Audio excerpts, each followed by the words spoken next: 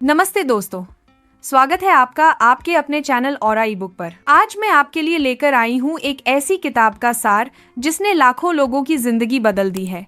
यह किताब है the 7 habits of highly effective people, जिसे लिखा है स्टीवन आर कवी ने। आप में से कई दोस्तों ने इसका नाम पहले सुना होगा, कुछ ने शायद इसे पढ़ने की कोशिश भी की होगी, लेकिन आज मैं आपको इसका पूरा सार अपने शब्दों में, आसान भाषा में और रिलेटेबल एग्जाम्पल्स के साथ बताने वाली हूँ। दोस्तों, यह किताब सिर्फ हैबिट्स की बात नहीं करती, यह हमारे जीवन जीने के नजरिए को बदल देती है। और इसकी खास बात यह है कि इसमें बताए गए प्रिंसिपल्स किसी एक कल्चर या किसी एक जनरेशन के लिए नहीं है, बल्कि ये यूनिवर्सल है, यानी इन्हें कोई भी, कहीं भी और किसी भी समय अप्लाई कर सकता है। अब आप सोच रहे होंगे कि हैबिट्स यानी आदतें हमारी जिंदगी में इतनी बड़ी रोल क्यों निभाती हैं। दरअसल हम हर दिन जो छोटे छोटे काम करते हैं, वही धीरे धीरे हमारी जिंदगी का बड़ा ढांचा बना देते हैं। अगर हमारी हैबिट्स प्रोडक्टिव, पॉजिटिव और पर्पसफुल होंगी तो हमारी जिंदगी अपने आप सफल और खुशहाल बन जाएगी। तो चलिए दोस्तों, बिना देर किए शुरू करते हैं इस किताब की पहली हैबिट से। हैबिट 1, बी प्रोएक्टिव, सक्रिय बनिए। कवि कहते हैं कि हाईली इफेक्टिव लोग रिएक्टिव नहीं होते बल्कि प्रोएक्टिव होते हैं। अब इसका मतलब क्या है? रिएक्टिव लोग वो होते हैं जो अपनी सर्कमस्टांसेस यानी हालात पर डिपेंड रहते हैं। अगर मौसम अच्छा है तो मूड अच्छा है, अगर कोई तारीफ कर दे तो खुश हो जाते हैं, अगर क्रिटिसाइज कर दे तो दिन खराब मान लेते हैं। मतलब उनका बिहेवियर बाहर की चीजों से कंट्रोल होता है। अब सोचिए दोस्तों, क्या आपकी जिंदगी भी ऐसी है जहां आप बार बार सिचुएशन के हिसाब से अपना मूड बदलते रहते हैं? अगर हाँ, तो यह रिएक्टिव बिहेवियर है। इसके विपरीत प्रोएक्टिव लोग अपनी जिम्मेदारी खुद लेते हैं। वे कहते हैं कि मैं अपनी चॉइस खुद करता हूँ, मेरा बिहेवियर मेरे वैल्यूज से तय होता है, न कि किसी और की बातों से। एक छोटा एग्जाम्पल लीजिए। मान लीजिए ऑफिस में आपके बॉस ने आपको डांट दिया। अब आपके पास 2 चॉइस हैं।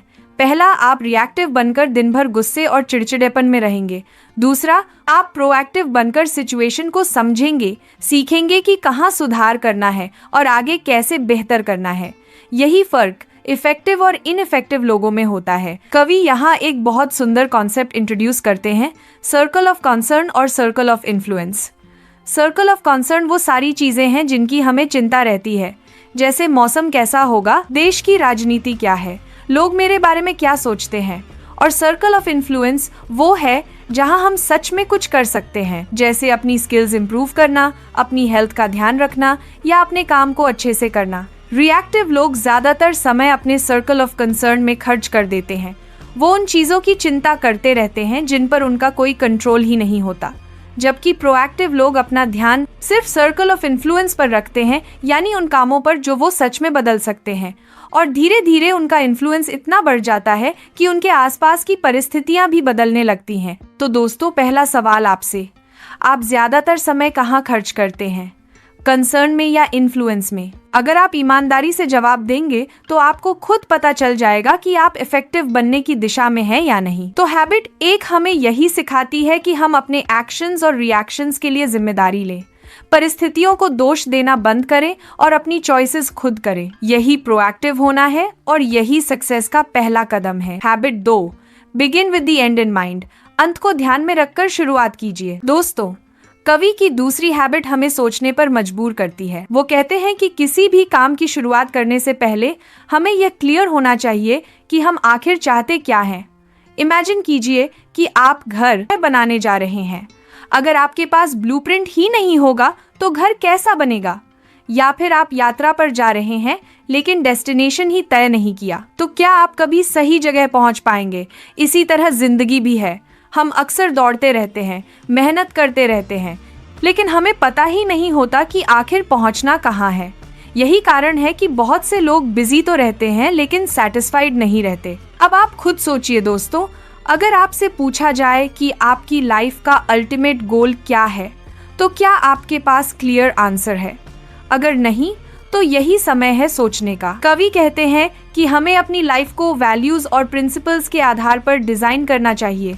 सिर्फ पैसा कमाना या स्टेटस पाना ही गोल नहीं होना चाहिए। रियल सक्सेस तब है जब आप प्रोफेशनली भी खुश हों, पर्सनली भी सैटिस्फाइड हों और रिलेशनशिप्स भी मीनिंगफुल हों। इस हैबिट का सबसे अच्छा तरीका है पर्सनल मिशन स्टेटमेंट बनाना। यानी एक ऐसा स्टेटमेंट जो बताता हो कि आप जिंदगी में क्या बनना चाहते हैं और क्या हासिल करना चाहते हैं। यह मिशन स्टेटमेंट आपके लिए एक कंपास की तरह होगा जो हर सिचुएशन में आपको सही डायरेक्शन देगा। उदाहरण के लिए, मान लीजिए आपका मिशन है कि आप एक ऑनेस्ट और हेल्पफुल इंसान बनना चाहते हैं, तो किसी भी कठिन सिचुएशन में आप यही सोचेंगे कि मेरी ऑनेस्टी और हेल्पफुलनेस इस केस में कैसे दिख सकती है। यही आपको दूसरों से अलग बनाएगा। तो दोस्तों, आपसे मेरा सवाल है, क्या आपने कभी अपनी लाइफ का मिशन स्टेटमेंट लिखा है? अगर नहीं, तो आज ही थोड़ा वक्त निकाल कर लिखिए।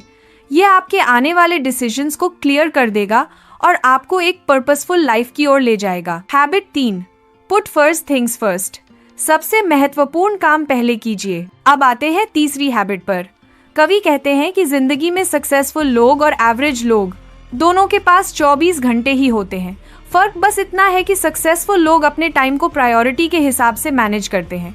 दोस्तों, आप खुद बताइए, कितनी बार ऐसा हुआ है कि आपने दिन की शुरुआत बड़े उत्साह से की, लेकिन दिन के अंत में लगा कि कुछ खास अचीव ही नहीं किया। ऐसा इसलिए होता है क्योंकि हम अर्जेंट चीजों में उलझ जाते हैं और इम्पोर्टेंट चीजों को नजरअंदाज कर देते हैं। कवि यहाँ टाइम मैनेजमेंट का एक बहुत फेमस मॉडल बताते हैं, 4 क्वाड्रेंट्स वाला। पहला क्वाड्रेंट है अर्जेंट और इम्पोर्टेंट, जैसे डेडलाइंस, इमरजेंसीज। दूसरा है इम्पोर्टेंट लेकिन नॉट अर्जेंट, जैसे हेल्थ का ध्यान रखना, न्यू स्किल्स सीखना, रिलेशनशिप्स को टाइम देना। तीसरा है अर्जेंट लेकिन नॉट इम्पोर्टेंट, जैसे अनचाही कॉल्स, ईमेल्स, दूसरों की छोटी मोटी डिमांड। और चौथा है ना अर्जेंट न इम्पोर्टेंट, जैसे बेवजह स्क्रॉलिंग करना, गॉसिप करना। अब सोचिए दोस्तों, आपका ज्यादातर टाइम किस क्वाड्रेंट में जाता है? अगर आप ईमानदारी से सोचेंगे तो शायद पाएंगे कि हम ज्यादातर अर्जेंट वाले कामों में ही फंसे रहते हैं, लेकिन सबसे इफेक्टिव लोग अपना ज्यादा समय दूसरे क्वाड्रेंट में बिताते हैं, यानी इम्पोर्टेंट लेकिन नॉट अर्जेंट वाले कामों में। यही वो काम है जो लॉन्ग टर्म में हमारी लाइफ बदलते हैं। तो हैबिट 3 हमें सिखाती है कि हमें डिसिप्लिन रखना है और अपनी प्रायोरिटीज क्लियर करनी है। जिंदगी की रेस में हर काम करना जरूरी नहीं है, बल्कि सही काम करना जरूरी है। हैबिट 4, थिंक विन विन, जीत दोनों की हो। दोस्तों, जिंदगी में हम अक्सर ऐसे डिसीजंस लेते हैं जहां या तो हम जीतते हैं और दूसरा हारता है, या फिर उल्टा। लेकिन कवि कहते हैं कि सबसे इफेक्टिव अप्रोच है विन विन, यानी ऐसी स्थिति जहां दोनों पक्षों को फायदा हो। आप सोचिए, अगर आप किसी दोस्त के साथ डील कर रहे हैं और उसमें सिर्फ आपको फायदा हो और आपके दोस्त को नुकसान, तो क्या वो रिश्ता लंबे समय तक टिक पाएगा? शायद नहीं। लेकिन अगर आप दोनों को फायदा हो तो रिश्ता और भी मजबूत होगा। तो सवाल है कि हम विन विन सोच कैसे विकसित करें? कवि कहते हैं कि इसका आधार है अबंडेंस माइंडसेट, यानी ये विश्वास रखना कि सक्सेस या हैप्पीनेस लिमिटेड नहीं है। दूसरों की जीत का मतलब हमारी हार नहीं है, बल्कि जब हम दूसरों को जीतने में मदद करते हैं तो हम खुद भी आगे बढ़ते हैं। उदाहरण के लिए, अगर आप किसी कॉलीग के साथ प्रोजेक्ट शेयर करते हैं और उसकी स्ट्रेंथ्स का फायदा उठाते हैं, तो प्रोजेक्ट भी अच्छा होगा और आप दोनों की ग्रोथ भी होगी। तो दोस्तों, अगली बार जब आप किसी डील या रिलेशन में हो, खुद से पूछिए, क्या मैं ऐसा सॉल्यूशन खोज सकता हूँ जिससे हम दोनों को फायदा हो? यही है हैबिट 4 का असली सार। Habit 5, seek first to understand then to be understood.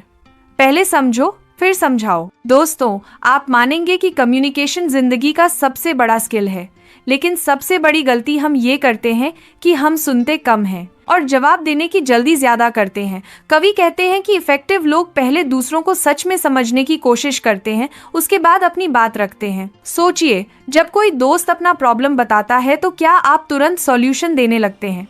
लेकिन असल में वो चाहता है कि आप उसे एम्पैथेटिकली सुने। जब आप उसे ध्यान से सुनते हैं तो वो आपको खुले दिल से समझने भी लगता है।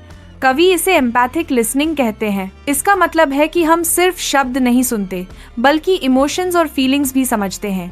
जब हम दूसरों को इस तरह सुनते हैं तो ट्रस्ट बनता है और रिलेशनशिप्स गहरी होती हैं। तो दोस्तों, अगली बार जब आप किसी डिस्कशन में हो, खुद से पूछिए, क्या मैं सच में सामने वाले को समझने की कोशिश कर रहा हूँ या सिर्फ जवाब देने की? यही हैबिट 5 की शक्ति है। हैबिट 6, सिनर्जाइज, मिलकर काम करने की ताकत। दोस्तों, सिनर्जी का मतलब है कि जब 2 या 2 से ज्यादा लोग मिलकर काम करते हैं तो उनका कंबाइंड रिजल्ट उनकी इंडिविजुअल एफर्ट से कहीं ज्यादा होता है। इमेजिन कीजिए, अगर एक स्टिक को तोड़ना हो तो आप आसानी से तोड़ देंगे, लेकिन अगर 10 स्टिक्स एक साथ बंधी हो तो उन्हें तोड़ना लगभग इम्पॉसिबल हो जाता है। यही है सिनर्जी। कवि कहते हैं कि जब हम डिफरेंसेस को अप्रिशिएट करते हैं और हर व्यक्ति की यूनिकनेस को एक्सेप्ट करते हैं तो हम ऐसी टीम बनाते हैं जो एक्स्ट्रॉर्डिनरी रिजल्ट्स देती है। सिनर्जी का मतलब है कंपटीशन को पीछे छोड़कर कोलैबोरेशन पर फोकस करना। आप खुद सोचिए दोस्तों, जब आप किसी प्रोजेक्ट पर अकेले काम करते हैं तो उसका रिजल्ट कैसा आता है, और जब आप 3-4 लोगों की टीम के साथ मिलकर काम करते हैं तो रिजल्ट कितना बेहतर हो जाता है। यही सिनर्जी है। तो हैबिट हमें यह सिखाती है कि अकेले स्ट्रांग बनना अच्छा है, लेकिन मिलकर स्ट्रांग बनना सबसे बड़ा स्ट्रेंथ है। हैबिट 7, शार्पन द सॉ, खुद को निखारते रहो। और अब आती है आखिरी हैबिट, जो शायद सबसे इम्पोर्टेंट है। कवि कहते हैं कि अगर हम खुद को रिन्यू नहीं करते तो धीरे धीरे हम थक जाते हैं और इनइफेक्टिव हो जाते हैं। उन्होंने इसे शार्पन द सॉ का नाम दिया है। सोचना जरा, अगर एक लकड़हारा लगातार बिना रुके पेड़ काटता रहे तो उसकी आरी धीरे धीरे ब्लंट हो जाएगी। अगर वो थोड़ी देर आरी को तेज करने में लगाए तो वो पेड़ जल्दी और आसानी से काट पाएगा। हमारी लाइफ भी ऐसी ही है। हमें 4 एरियाज में लगातार खुद को शार्पन करना चाहिए। 1, फिजिकल यानी एक्सरसाइज करना, अच्छा खाना, अच्छी नींद। 2, मेंटल यानी सीखना, किताबें पढ़ना, नई स्किल्स डेवलप करना। 3, सोशल इमोशनल यानी रिश्ते बनाना, दूसरों के साथ अच्छे से कनेक्ट होना। 4, स्पिरिचुअल यानी वैल्यूज, मेडिटेशन या ऐसी एक्टिविटीज जो हमें इनर पीस दें। तो दोस्तों, अगर हम खुद को इन 4 डायमेंशंस में रेगुलरली इंप्रूव करते रहेंगे तो हम ना सिर्फ इफेक्टिव होंगे बल्कि एक बैलेंस्ड लाइफ भी जी पाएंगे। तो दोस्तों, ये थी स्टीवन आर कवी की शानदार किताब the 7 habits of highly effective people की सारी आदतें। अगर आप इन्हें अपनी जिंदगी में अपनाते हैं तो न सिर्फ आप प्रोफेशनल लाइफ में सफल होंगे बल्कि पर्सनल लाइफ में भी खुश रहेंगे। आपको इनमें से कौन सी हैबिट सबसे ज्यादा यूजफुल लगी, कमेंट में जरूर बताइएगा।